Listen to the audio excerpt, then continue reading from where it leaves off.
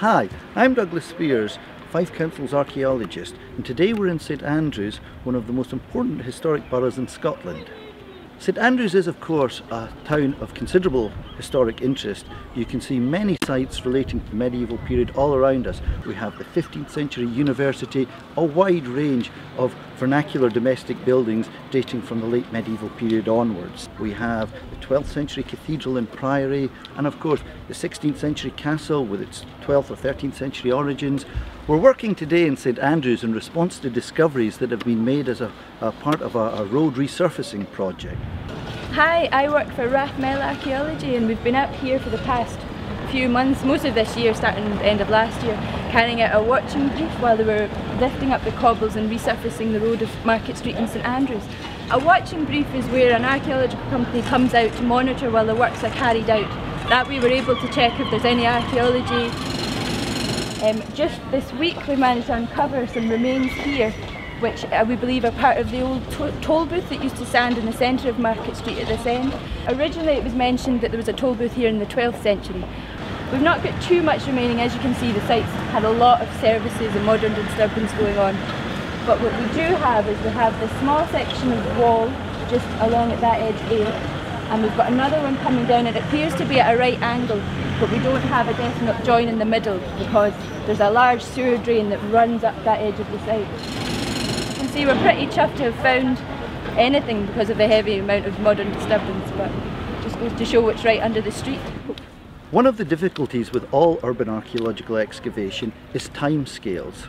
We have a very limited amount of time to get in, excavate the site and to record it, and that's why the application of some of the latest technology really helps us in this fight.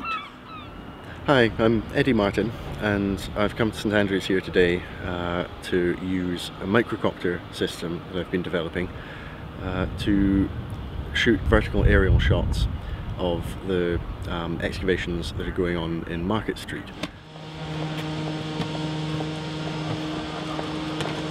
So using a microcopter system allows us to simply fly vertically up in the air 30 or 40 meters and get a good overall plan view of the site, which can then be used to plot a survey. We've been developing this system since the beginning of this year. It's taken quite a lot of time just perfecting all of the various parameters, trying to get the best possible platform for the photography. The photography is the most important thing. Recording is of course one of the most important elements. It's a very slow, labour-intensive and exact form of work, but with the use of low-altitude, high-resolution aerial photography, for example as produced by the Microcopter, we can speed that process up hugely. My name is Tom Dawson, and I work at the University of St Andrews, where I do research into coastal archaeology. I'm particularly interested in the problem of erosion. The Scottish coast is often hit by storms, and storms cause huge amounts of damage to coastal sites. I was very interested to see the microcopter at work because the microcopter gives us a way of recording sites very quickly. This is important for sites which are in inaccessible places, for example within the intertidal zone, where the sea covers sites twice a day. The microcopter could also be used to record sites on cliff edges, places which are otherwise quite dangerous for people to work at.